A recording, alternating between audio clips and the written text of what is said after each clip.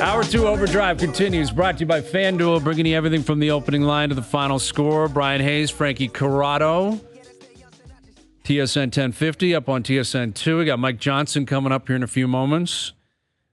So I was talking about the NFL Network last hour and how they've completed their list of the top 100 players. And to no one's surprise, Patrick Mahomes sitting at the top of that list. That's, I think, anyone voting of any capacity. Players, coaches, management, media, fans, doesn't matter. It's unanimous. It's Mahomes. He is the king of the NFL right now. Shohei Ohtani wears the crown in Major League Baseball. Connor McDavid wears the crown in the NHL. These are all unanimous. But as I was watching it last night, I was trying to conclude like who I would rank of those three and how I would rank them in terms of their stranglehold on the crown of being unanimously known as the best player in their respective sport. Again, I don't think there's someone you can include in the same capacity in the NBA. Soccer's a different story. Tennis a different story. Golf a different story. But I don't think you could even necessarily go there. Right? Years ago, golf, it would just be Tiger. How much more dominant is Tiger than everyone else? Yeah. Come a long way. But it's not the case anymore. No. You might argue Djokovic possibly, but I think Alcaraz is probably caught up. Soccer is just not our wheelhouse in terms of talking about what's happening in Europe and Saudi League. Yeah, exactly. We're not going to know. We're not going to get into the Saudi League and who is running the show over there. But I think Ohtani is my number one guy. I think it's Ohtani because I think what he's doing is so elite and so unique and so different and quite frankly unfair to the rest of the players in baseball that they're not even in the same category of comparison. Because you can't be. Yeah. If you're just a great hitter, that's not impressive enough. If you're a great pitcher, good for you, but do you have an OPS up over 1,000? Are you going to hit 55 home runs? So, like, for me, I'd have Ohtani number one, and then I went McDavid 2, Mahomes 3. And I would explain that based on not so much that I think McDavid is greater at his sport than Mahomes is at his sport. It's that I have more faith in the guys chasing Mahomes than I do the guys chasing McDavid. Okay. As much as I love Draisaitl, Matthews, McCarr, McKinnon, Pasternak, Kachuk, you can go run down the list. Yeah. I think Burrow, Allen, Trevor Lawrence is coming, Justin Herbert, Jalen Hurts. Those guys have a better chance at catching Mahomes than the NHL contemporaries have of catching McDavid. Yeah. So I go Ohtani 1, McDavid 2, Mahomes 3 in terms of stranglehold the crown in their respective league. I wanted to be a contrarian and have something different than you, but I have the exact same 1, 2, 3. And my thinking on Ohtani was, yes, he's dominant, all that kind of stuff. But the two guys that were closest to him last year is Trout and Judge. And both those guys are hurt this year, and they're just not around. So it's created a separation between, like, Ohtani and Mookie Betts or like Ronald Acuna or whatever. It's not even close. Like it's not even remotely close. And I had McDavid second because like if Ohtani was closer with some of the other guys, for me it's McDavid 1. I just think he's the king daddy in the NHL. Like McKinnon's great, Draisaitl's great. Matthews had an off season, he had 40 goals, but there's still no one's coming close to 150 points. Like he's that much dominant than everyone else. And the stuff he does on the ice, it's unmatched, it's unparalleled. And then with Mahomes, like you can compare by position, right? And like Joe Burrow has beaten Patrick Mahomes on a number of occasions, right? So I think that brings it closer than the other players. And then you have other like Justin Jefferson was number 2. Right. Like it's a different position, but he's the best at what he does. Mm-hmm. And then, like, it's closer in the NFL. Yeah, I think it is, yet here, I will play the role of contrarian. Again, we're splitting atoms here because you're talking Ohtani, McDavid, Mahomes. Yeah. Like, you could come up with any combination, and it could be sensible.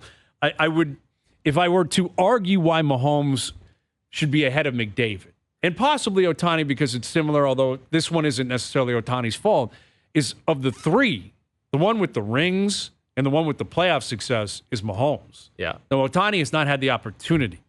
And when he did at the World Baseball Classic, we saw what he did. Not the equivalent, not apples to apples necessarily. But Ohtani, and he's not going to get a taste of it this year because the Angels are doing what they always do. Yeah. They go all in at the deadline. They commit to going for it, and they're 2-9 since then. And they stink, and they're 8 games out, and they're done. He'll get an opportunity when he signs with the Dodgers. Possibly if he signs with the Dodgers, and then we can maybe see, okay, what do you got in October and into early November? McDavid has had great statistics in the playoffs. McDavid is a playoff performer. I don't dispute that. But he is not at the same level as Mahomes in terms of playoff performances. Now, Mahomes has had bye weeks and almost exclusively home games outside of the Super Bowl. I believe every playoff game he's played has been at home outside of the Super Bowls. So that is a luxury that McDavid clearly is not capable of having, and Ohtani's in a different situation. But I think I'd still go Ohtani, McDavid, Mahomes if I were ranking the three of them. But Mahomes in the playoffs is a beast, man. It is. He is the best of the bunch when it comes to that and being clutch. But it is so different with the sports themselves between hockey and football. Like for the longest time, and it still is going to be true this year, McDavid's support around him is not what Mahomes has around him, right? Like he had Tyreek Hill around him. He has Travis Kelce. Like Mahomes has had some of the best players at their position right next to him. He's got Leon Draisaitl. Leon Draisaitl is unbelievable.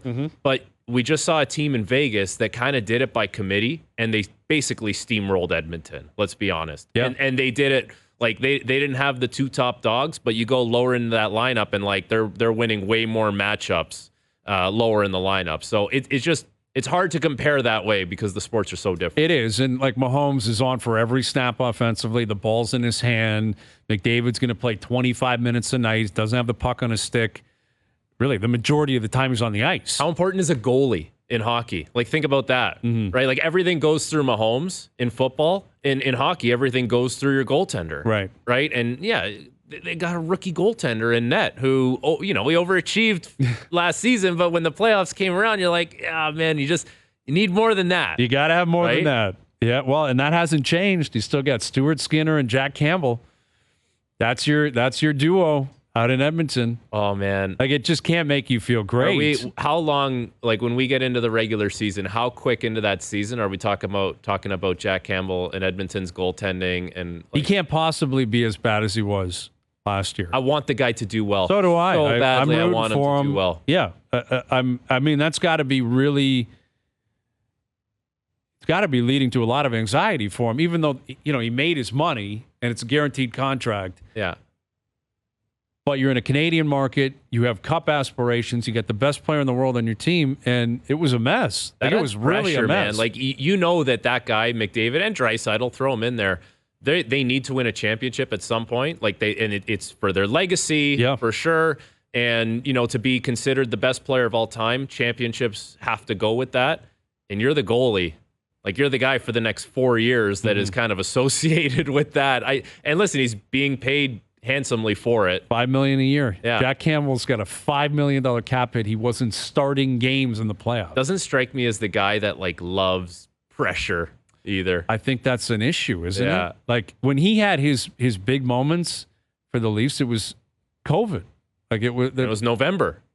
And it was early in the season. Right. There's nobody in the building. 9:59 in November. I'll never forget it. It's ingrained into my head. Yeah, he rode that wave all the way to the All-Star game. And then, he wasn't bad in the playoffs for the Leafs.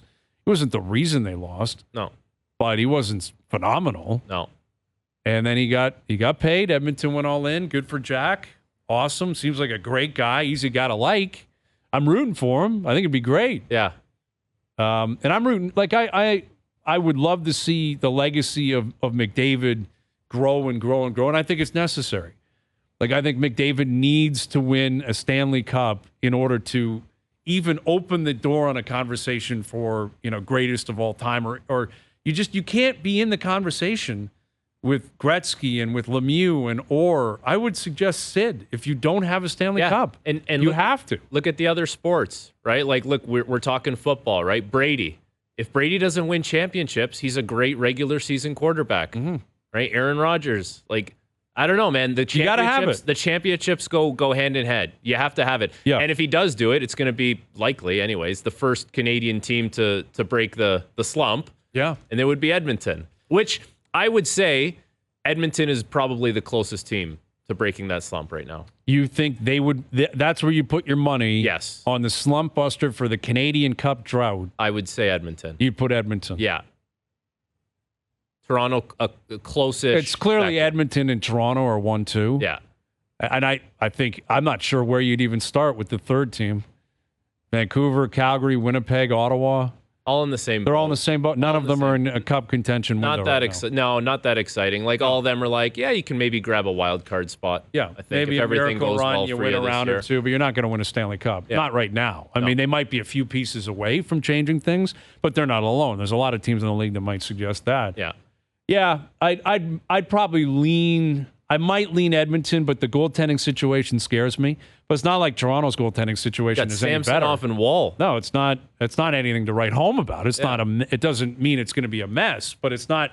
If they win a Stanley Cup, it doesn't feel as if it's that they'd be riding a hot goalie to get there. It's funny because we talk about all these things in the summer when we speculate and we look at the salary cap and all these rosters, and as soon as the puck gets dropped on the regular season, it's about 10 games in, and all these unpredictable things happen, and we look around, we're like, no one saw this coming. And if you saw something coming that was outlandish, you're like, well, you were just kind of making a bold, weird prediction. Like it's just the way it goes every year. Calgary had a good start last year, and then it was just like the wheels completely fell off. I remember the first week of the season, it was like, who had the better start? They were asking on SportsCenter, Calgary or Boston? And you looked at the teams that both of them played. Calgary had beaten Boston, had beaten Vegas, had beaten Buffalo, and then you're like, oh, Calgary's start was, and then that was it. Wheels completely fell off. Done in October, like season over. Yeah. And then Boston went on to have the best regular season of all time. Like completely That's how quickly it can happen. Yeah. Yeah. You know what? I had an interesting experience last night. I was reading a book to my oldest daughter. I was reading The Hockey Sweater to her, one of the great classic books of all time. And she had a lot of questions, like why, who's Maurice Richard? There's a passage in there from the kid, Roque, who didn't want to wear. If you're not familiar with this book, it's about a French Canadian, a Montreal kid, loves the Habs, loves Maurice Richard. Based in 1946 or 48 or whatever it is. And he accidentally gets sent a Maple Leaf jersey. I can't believe I'm explaining this book, but you never know. Maybe the audience isn't familiar with this. And he's mortified because he doesn't want to wear that jersey because all of his friends are wearing the Habs number 9. They're all obsessed with the Rocket. And there's a passage in there where the kid's like, I can't wear this because all my friends are wearing the red, blue, and white. And furthermore, the Canadians always beat the Maple Leafs. Something along those lines. And my daughter's like, is that true? And I'm like, historically, they kind of went back and forth, but in recent years, it's not true. The Leafs have been a lot better than Montreal. But the Leafs have not won a cup in a long time. And then she got into asking me questions like, well, how long has it been? When was the last time they were in a cup final? So I had to do the explanation on how long it's been, how old Grandpa was when they actually last won. No, I wasn't alive when they last got there. And it was really quite the experience. Yeah, Grandpa still had a full set of full salad. I'm like, he was 14 the last time. 14 years old. Been a long time the last time they made it to a cup final. And I'm not bringing this up to goof on the Leafs. The history is the history here. Yeah. This is a Kevin Brown Orioles situation. I'm just stating facts. Yeah, it's just the facts. Don't shoot the messenger. It's been a long time. But that book, I hadn't read that book to her in a couple of years. I'm like, man, that's what sticks out. It's like, is that true that the Habs always beat the Leafs? Or when was the last time the Leafs won? It's been a long time, man. Listen, it's before been a long time. It's before my time, but I remember growing up, reading that book or having that book read to me, and my dad saying, oh, yeah, the Habs used to just slaughter the Leafs. Yeah. Especially in the Ballard days. Oh, yeah, in the 70s and 80s. Just an absolute slaughter. Yes, it was. The Habs won, what did they win, 2 cups in the 80s? No, they won in 86 and then in 93. And we know 93, that should have been the Leafs. It wasn't. They end up losing Game 7 to the Kings. High stick, Kerry Fraser, doesn't matter. But, yeah, in the 70s and 80s, it wasn't even close. Yeah. But the Leafs had their run in the 50s and in the 60s. So I'm not sure the book was actually factual in terms of what life was like in the 1940s. Checking a children's book. Yes, I am. I think the hockey sweater's fake news. Yeah. I guess that's what I'm telling you. Misinformation. It's misinformation. Yeah, that's fair. Yeah. And the Habs are far away. The Habs, that was another part of the conversation we got to. Away. I'm like, listen, I'm not saying the Leafs are going to win a cup anytime soon. I don't know. I mean, the Leafs, they've got their own issues in terms of trying to get over the hump. But the Habs are not even close. They're still in the strip it down. Like, they did well. They did well to get rid of the Hoffman contract. Who else did they get rid of as part of that deal? There was another. Rem Pitlick, who's just like a fourth liner who makes it just over $1 million or whatever. But that's part of it, like stripping it down and not paying assets to do so. They're a third team. Which is wild. Okay, so we just talked about the other three major sports leagues, right? So baseball, football, basketball. Is the NHL the only league where general managers will give you an asset to take a contract off of their hands because they hate their salary cap implications because of that contract? I don't know if it happens in baseball. I never hear about, take this asset because I need to get rid of this guy. Same with basketball. You don't hear that. No, like you might eat money. We just saw it with the Scherzer deal and the Verlander deal. Like the Mets you'll eat money to facilitate a deal, but it doesn't take leverage off the table in terms of what you're still going to get in return.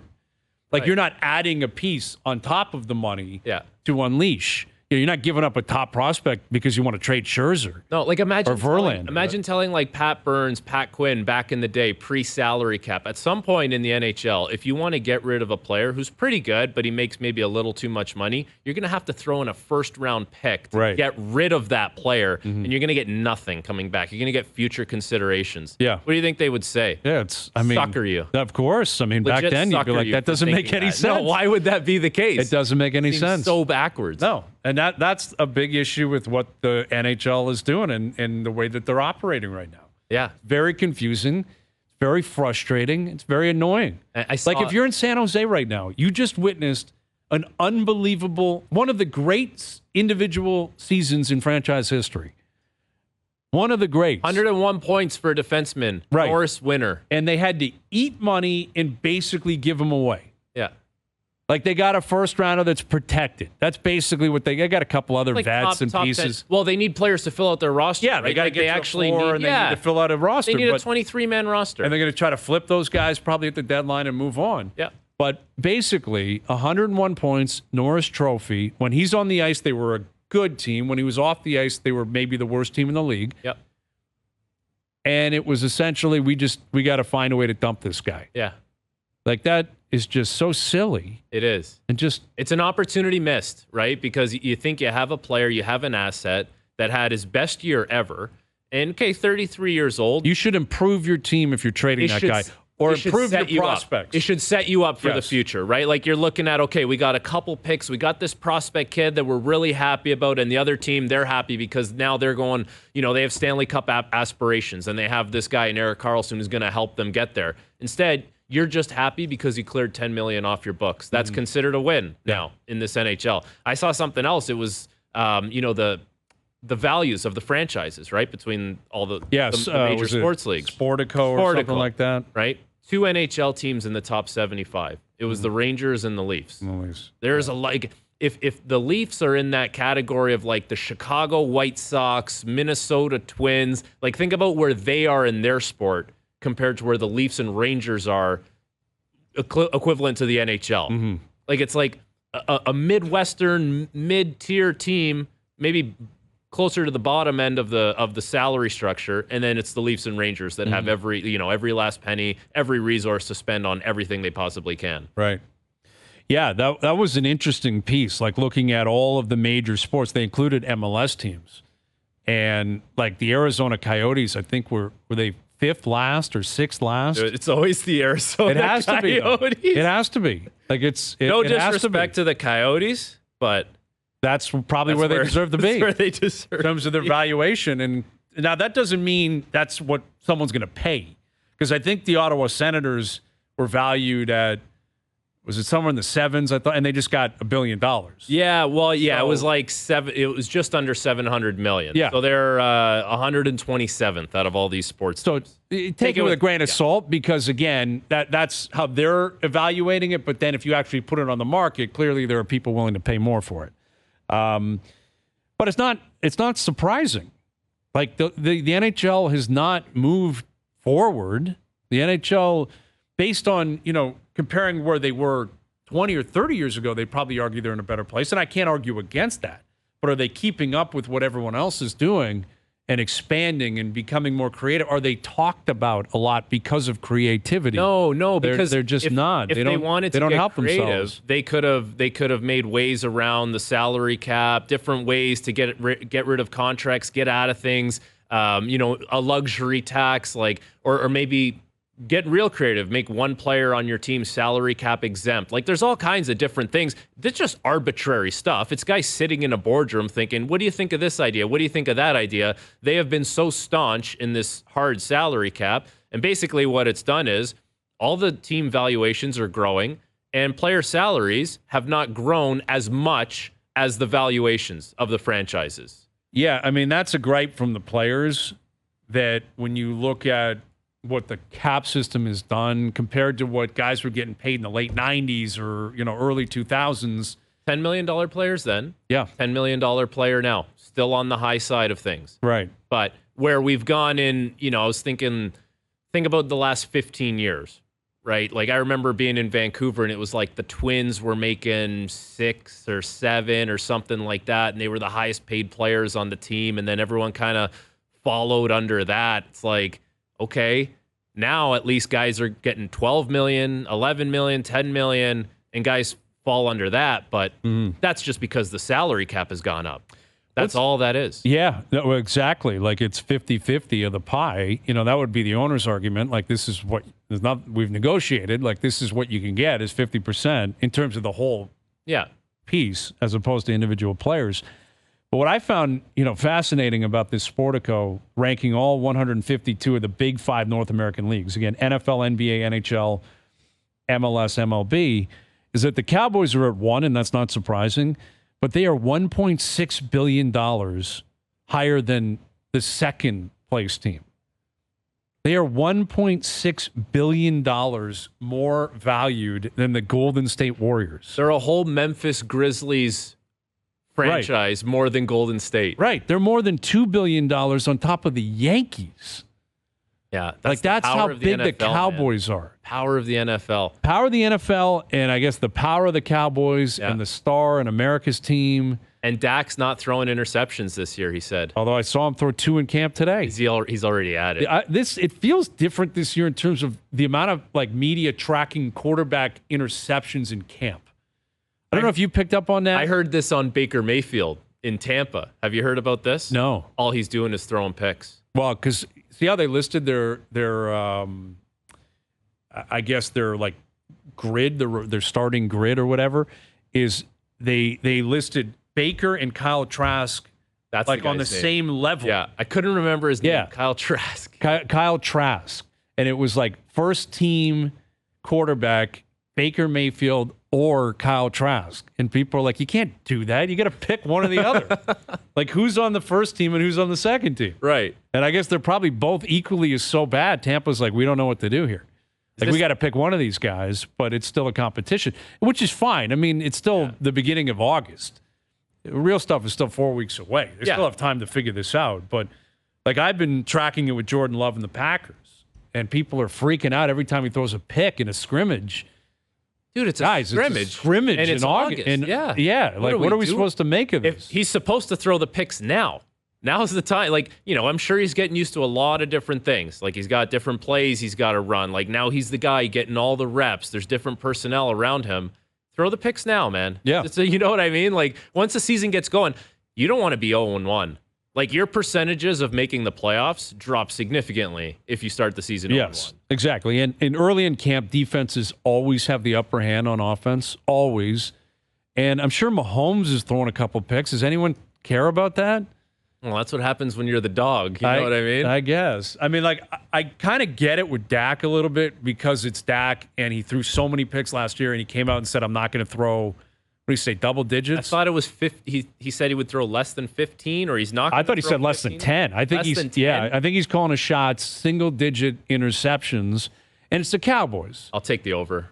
I'll take the all day. If FanDuel can put a line on Dak Prescott interceptions for the season, see if you can find that grappler. See if you can. There's got to be a player prop up on right on the air. Yes, I will too. I'll hammer the over. Yeah. But I don't think FanDuel would have that at 9.5.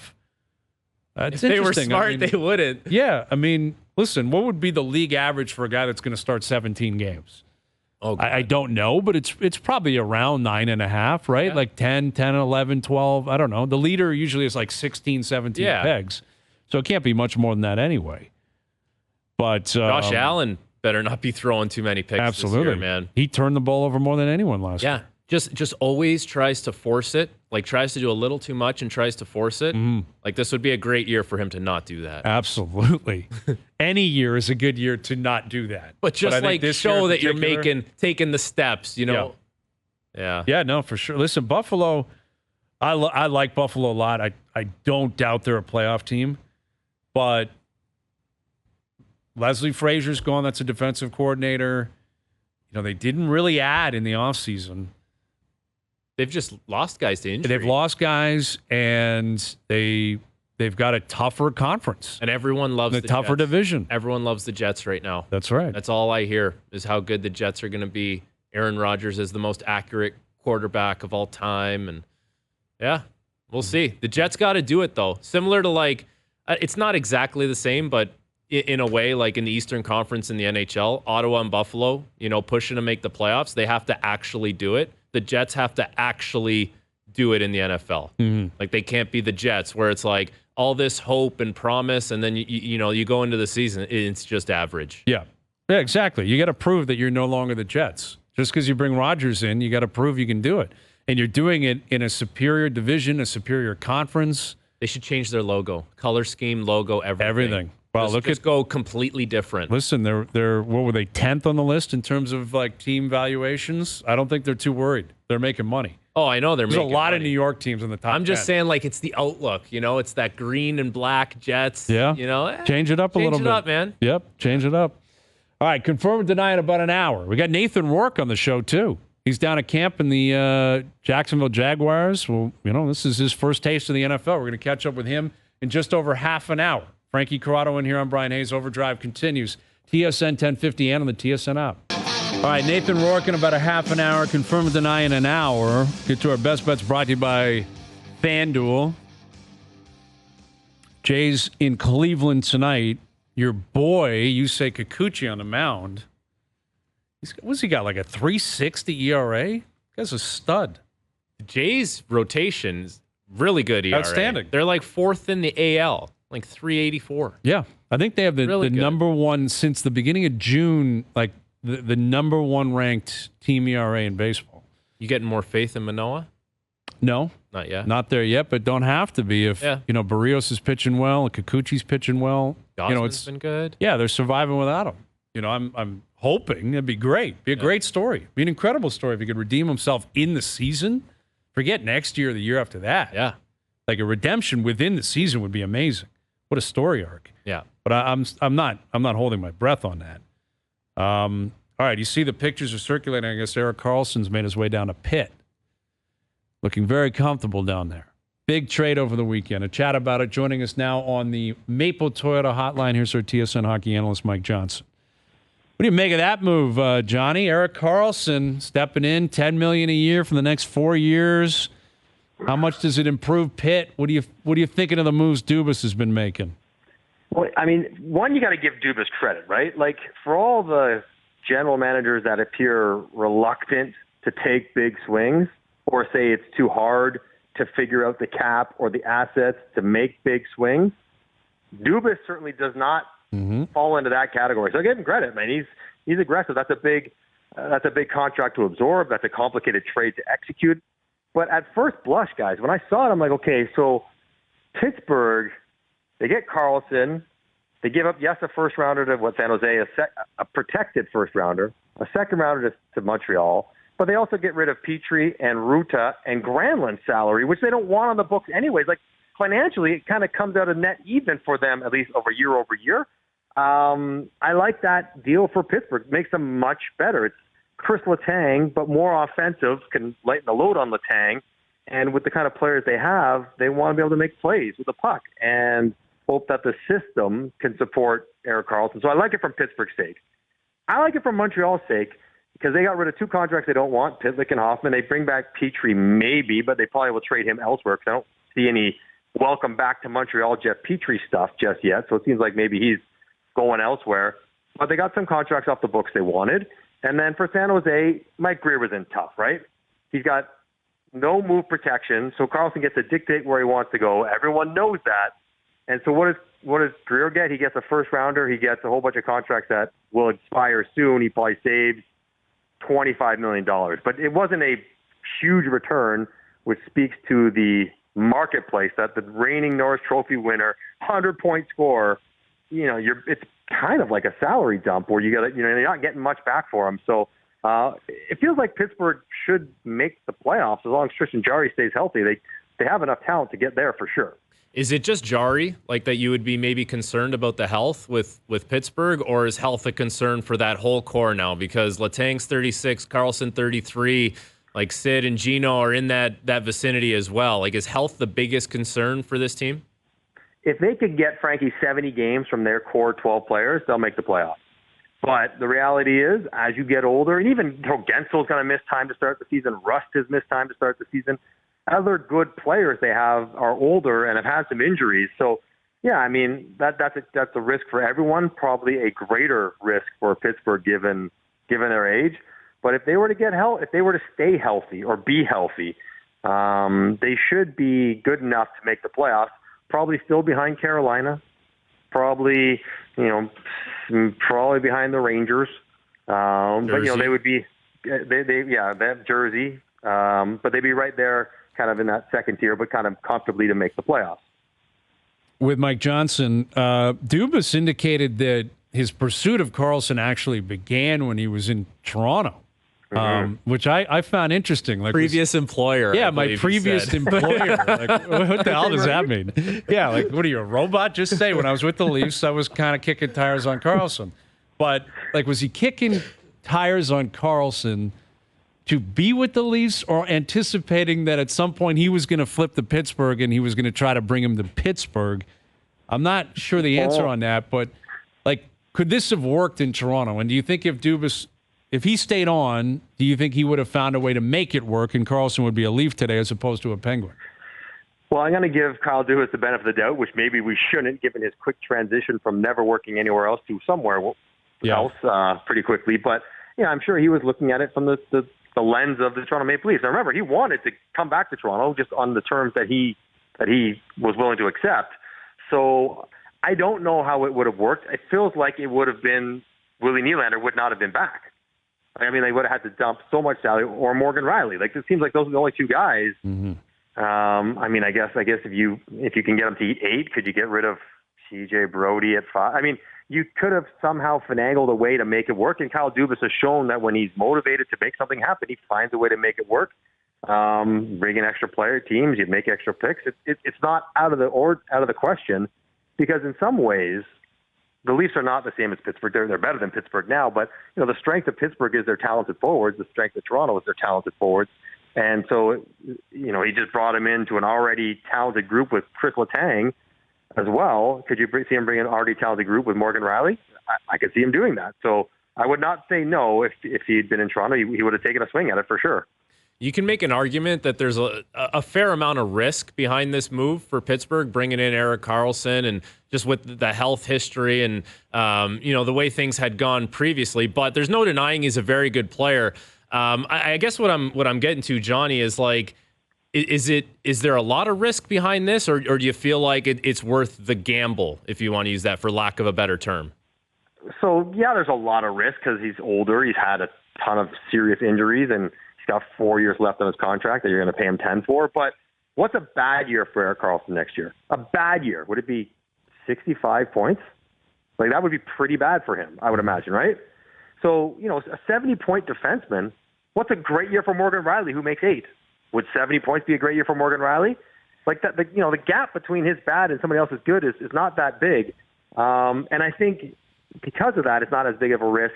And at some point, it feels like, because of where Crosby's at in his career, it almost doesn't matter how big the risk is, right? Like, it's like, whatever, we're going for it.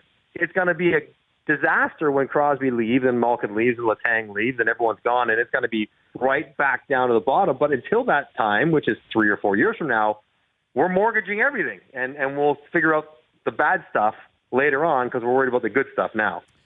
Yeah, it is so blatantly obvious that has just been accepted, and you have to accept it, that I think they have a 2-year window to possibly make noise. I don't think they're going to win a Stanley Cup. I don't see that happening again in Pittsburgh, but I think for the next 2 years, they could be a playoff team, make some noise, maybe win a couple rounds, find some glory. It wouldn't be surprising. But there's an acceptance that when Sid is 38, 39, Gino's 38, 39, I think Karlsson in the final couple of years, it could really fall off. If he has another bad injury, who knows what he's going to look like. Like, there's an acceptance that they are three or 4 years away from possibly being like the clear-cut worst team in the league. Disaster. Like, nothing left. Well, how long did it take for Chicago, though, to go from, kind of a great team to the worst team in the league? 3 years? Yeah, about that. Yeah, it happened quickly, and it's going to take them a while to get out. Yeah, and involved in those 3 years were the last couple of years with Taves and Kane, like their best players. And I imagine it'll probably be something similar. The last couple of years of Letang and Sid and Karlsson will probably coincide with a steady trend to the bottom, and then eventually to the very bottom, which is okay because they would have had 20-something years of great hockey and multiple cups to show for it, so they should at some point bottom out. But yeah, it is completely accepted, and I don't think Kyle Dubas would have gotten the job if he would have come and said, you know what, we need to do, guys. We need to rebuild now. We got to get ahead of the game and start, selling our, trading away our players and preemptively getting worse so that we can get better sooner. I don't think that guy gets Kyle Dubas' job. So I'm sure Kyle Dubas, part of his pitch would have been, how do I maintain a competitive, challenging, cup contending team with Sid for the next few years? Johnny, if you're doing playoff predictions in the Eastern Conference today, how much of a logjam do you see in those final 2 wild card positions? Because, you look around, okay, Pittsburgh is obviously going for it. Boston is going to remain relevant. Ottawa and Buffalo are knocking on the door. The Islanders are going to be around there. Florida could be around there. Like Columbus, I don't believe they're in with that group, but they're probably not far behind, similar to Detroit. Like, how much of a logjam are you expecting in the Eastern Conference? It's going to be busy because I think it's almost the easier way. Like last year, it was like, okay, look at the top 3 teams in the Atlantic. They're going to make it. And then look at Carolina and then look at the best teams in the Metro. They're going to make it. Like, who would you say would make it this year? Tampa? Toronto, probably Jersey, Carolina, maybe New York, maybe Rangers. Yep. So maybe 5. You could maybe talk me into 4, but maybe 5. Last year I would have said 7, and everyone else was battling for one spot. This year you can put Washington, Pittsburgh, Boston, all those teams you mentioned, Frankie. The top has come back to the pack, and the pack has gotten a little bit better at the bottom. You think about Detroit and Buffalo and Ottawa. So. Yeah, it's going to be tougher. It's going to be tougher. And I wonder then, listen, Boston was just last year, but I wonder for teams like Toronto and Tampa and Carolina, like, is it going to be harder to get 110 points? Because you're not going to have so many bad teams. All those teams that you kind of would think that you should beat if you play well, there's not that many of those guys left. So, yeah, I think it's going to be way more compressed, which should be more interesting down the stretch. So we're about a month away from, players showing up in town, less than that. Late August, you get team skates going, early September, about Frankie, real quick. Were you a team skate guy? Did you get in early, or Hazy? I could ask you too. Like, I was not an early team skate guy. No way. I was like, when I played in Phoenix, camp started on the 20th. My flight was the 18th. Like, I don't need to skate with people in Arizona when I got 700 NHLers in Toronto. Same with St. Louis, same with Tampa. I was not an early skate guy. I was always one of the late comers, which sometimes gets frowned upon back in the day. They're like, why aren't you here earlier enough? But whatever. It still gets frowned upon. I was Labor Day. Something about the schedule, right. Like the calendar turning to September. It was like, in my head, it's training camp now. So let's just go. We'll start skating with the guys, get acclimated there. Like there's more guys to do scrimmages with, which I think like the gyms and everything over here clears out by the end of August. You're like, I might as well just go because everyone's there scrimmaging. Right. It almost gets depressing is what you're saying. Like in Toronto, it's like everyone's gone. being in Muskoka on Labor Day is depressing. Right. Because you're like, this place is closing. Yeah. Like there's no one around. Everything's shutting down. Everyone's going back. Kids are in school. Yeah. It's like a different vibe. Yeah. But what I was going to get to, Johnny, was, once that happens, if Matthews still has not signed that extension, at some point, some alarm bells are going to go off. I got to give credit to Toronto, the media, the fan base. It's been remarkably calm. Like there was this whole buildup that if he's not signed on July 1st, all hell is going to break loose, rioting in the street. July 1st came and went, nothing happened. I think a lot of that was based on the messaging coming out of the team, and I think Matthews' camp, alluding to the fact that, it's going to happen, it's all good, don't worry about it. But if it still hasn't happened, it's August 8th. If it doesn't happen by September 18th or whatever, what's the vibe like, you think, day one of camp? I still think, amazingly, it's going to be okay. I don't think it's going to be widespread panic because you hit it exactly right. The messaging has been, we're fine. We're going to work it out. He wants to stay. We want to get him. We're just trying to sort it out. And with the new management team in place, it sort of seems acceptable that he takes his time, even if it takes it into next year.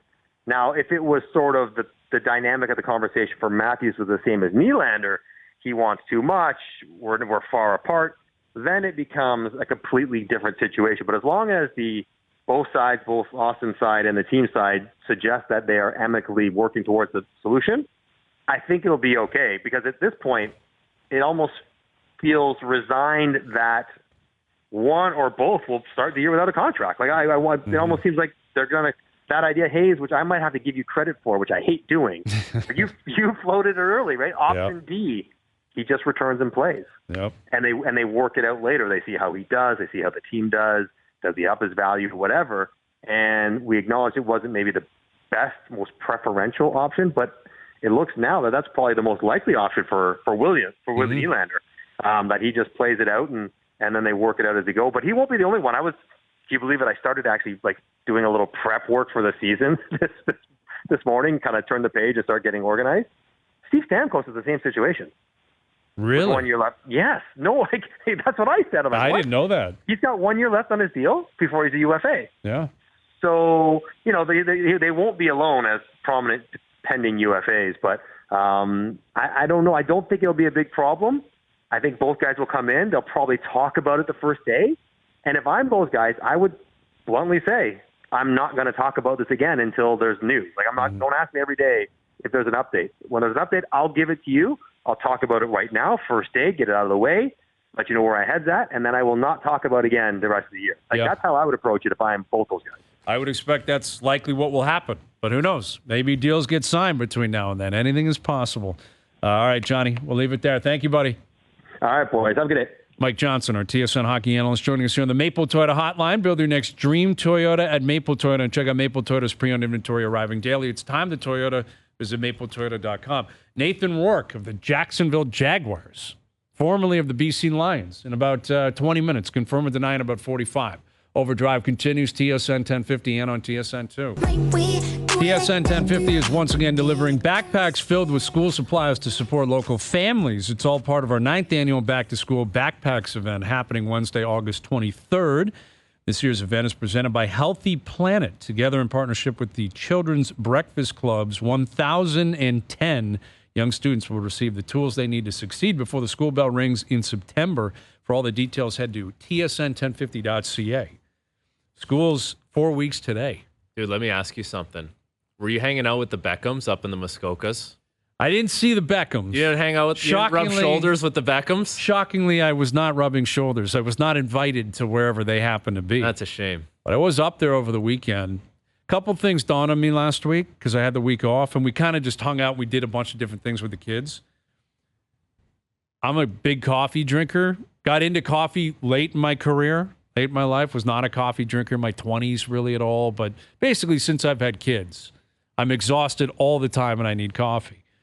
Maybe the most elite coffee in the game is the coffee in the car on the drive home from the cottage or some long road trip.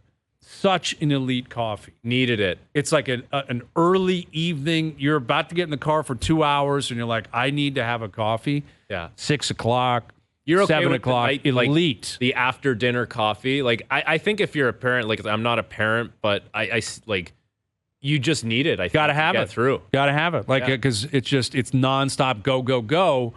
And you got to be ready to go. You got to be attentive. It's just, I don't know. There's something like really relaxing about a coffee on the road to kick off a road trip coming home. I love it.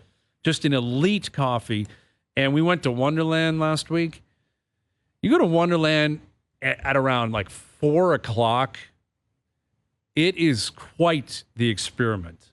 Like there should be anthropologists just studying people at Wonderland because it's a combination of zombie parents, kids that have hit a wall, mixed in with like screams of exhilaration because there's still people that are enjoying themselves. Rowdy teenagers who are, they're on whatever ride they happen to be on going crazy. But it's like a weird scene at like 4 o'clock in the afternoon. Oh, it's hectic. Yeah, because like if you got young kids, you're getting there right when the park opens. Yes. Like you're getting before the park opens. We were pulling in at like 9:30. It doesn't open until 10. And your kids are not old enough that you're doing crazy rides. No, like not at all. We might do a Thunder Run. We'll mix in a couple here or there, but a lot of it's like Snoopyville and stuff like that. By 4 o'clock, it's a mess. It's an absolute mess. Final hour coming up. Nathan Rourke will join us. Confirm and deny at 6:30. OverDrive continues. TSN 1050 and on TSN 2.